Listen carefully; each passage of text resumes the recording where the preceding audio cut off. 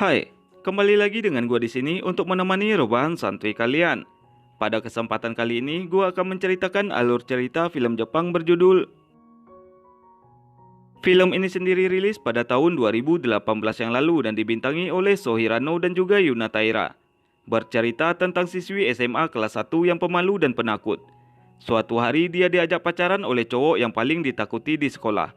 Karena takut dirinya dipukul, maka siswi itu pun terpaksa menerima siswa tersebut. Lantas bagaimana kisah selengkapnya? Simak video ini sampai habis.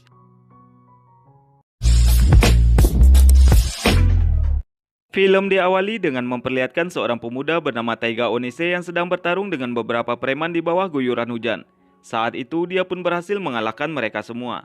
Dan kemudian dia duduk di pinggir jalan sambil memikirkan sesuatu.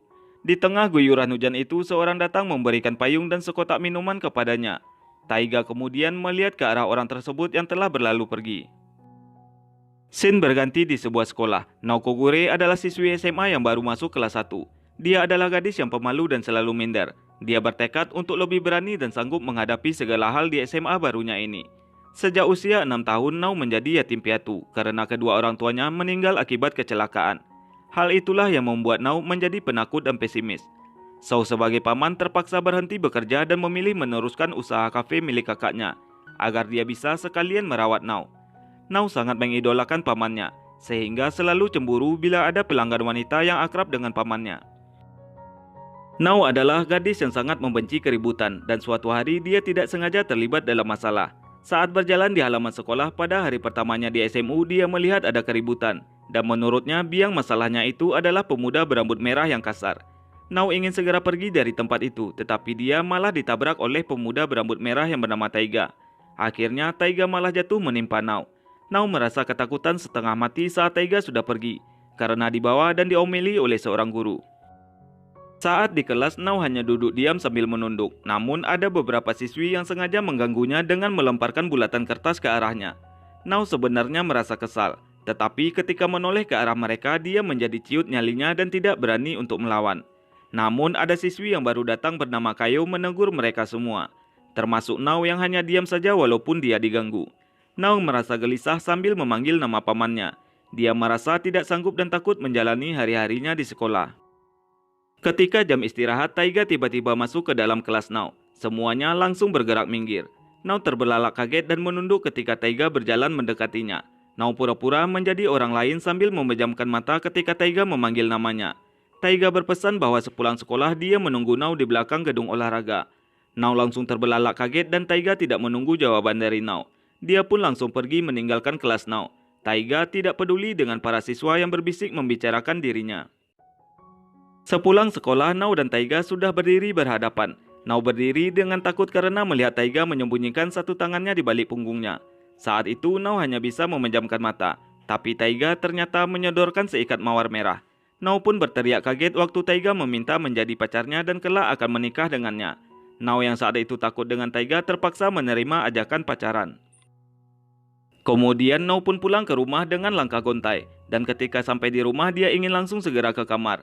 Tetapi saat itu pamannya Sou menyapanya. Wajah Nau langsung ceria. Namun saat dia hendak mendekat, dua pelanggan wanita langsung berdiri menghalangi Nau. Mereka memuji masakan Sou dengan nada manja. Nau pun merasa kesal melihat Sou mengantar tamu itu keluar. Pagi harinya, Taiga sedang sibuk memasak untuk bekal makan siang di sekolah. Sedangkan Nau bersiap untuk berangkat. Sou telah menyiapkan bekal makanan untuknya. Nau pagi itu berusaha untuk tetap ceria. Tetapi setelah menutup pintu, dia pun berubah lemas. Dia melangkah sambil berpikir bagaimana caranya untuk menolak Taiga. Namun Nau terbelalak ketika melihat Taiga sudah menunggunya di seberang jalan. Saat di sekolah, semuanya langsung minggir ketika melihat Nau berjalan sambil menunduk di samping Taiga. Mereka berpisah ketika Nau tiba di depan kelasnya.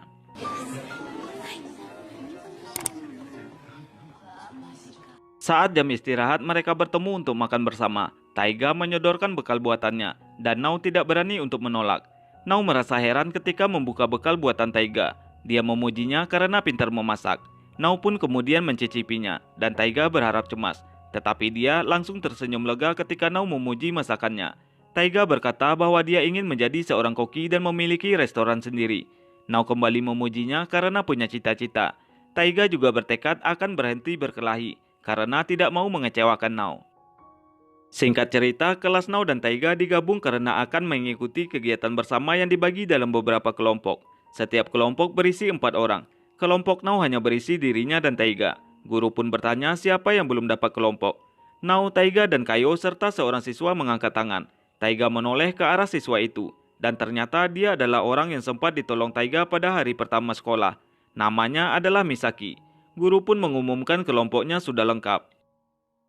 Kegiatan ala perkemahan pun dimulai. Semuanya sibuk membagi tugas. Misaki memilih duduk di batu dekat sungai. Dia pun asik membaca komik. 2 orang siswa datang dan meledeknya.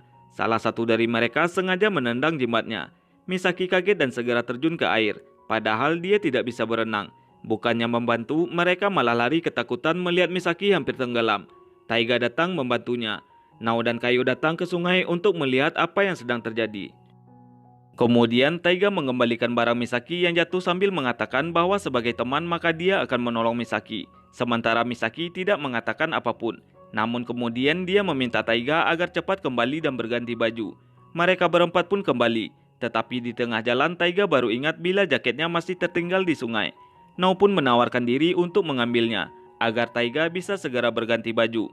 Dan kemudian Nao pun langsung berlari menuju arah sungai untuk mengambil jaket Taiga. Beberapa jam kemudian Kayo mulai akrab dengan Misaki. Mereka sedang berdebat ketika Taiga bertanya tentang Nao. Sementara Nao agak bingung mencari jalan menuju ke sungai. Dia tidak yakin dengan jalan yang dilaluinya. Nao merasa ngeri saat melihat ada terowongan di depannya. Dia teringat kembali trauma masa kecilnya. Namun dia menguatkan hati berjalan ke sana. Di sungai, Taiga menemukan jaketnya masih tergeletak di sana. Dia pun sadar pasti Nao sedang tersesat.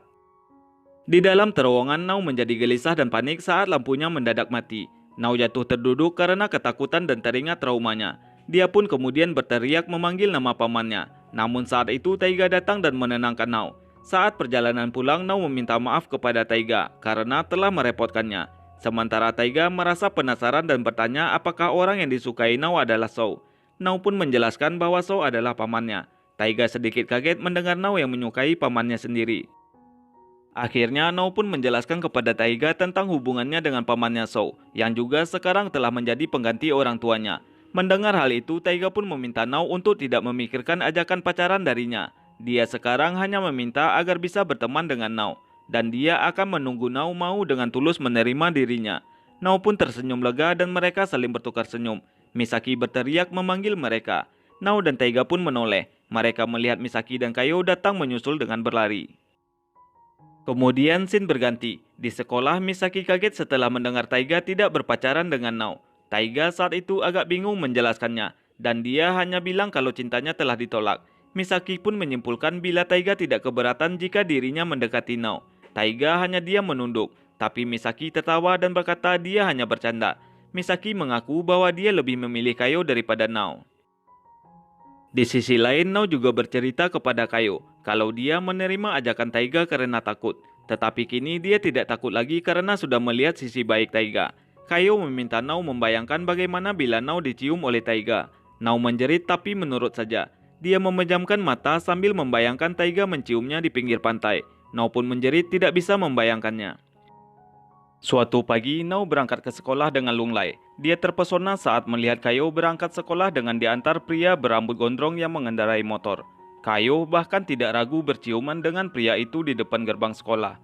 Kayo berjalan santai menuju ke sekolah. Dia tidak melihat Misaki yang terbelalak kaget karena ternyata Kayo sudah punya pacar.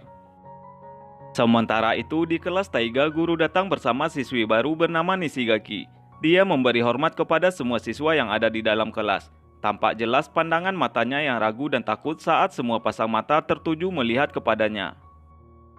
Kemudian pada saat jam istirahat, Taiga sedang mengembalikan buku ke perpustakaan. Di sana dia bertemu dengan Nao. Namun kemudian Taiga melirik ke arah Nishigaki yang sedang membaca. Nao pun ikut menoleh dan kemudian berkata bahwa dia juga dulu membaca buku yang sedang dibaca oleh Nishigaki. Buku itu berisi cara berbicara dan menghadapi banyak orang. Nao dulu membaca buku itu untuk menghilangkan traumanya dan ingin bergaul dengan orang-orang. Taiga pun akhirnya paham bahwa Nishigaki susah untuk bergaul. Dan sejak hari itu dia pun mulai membantu Nishigaki.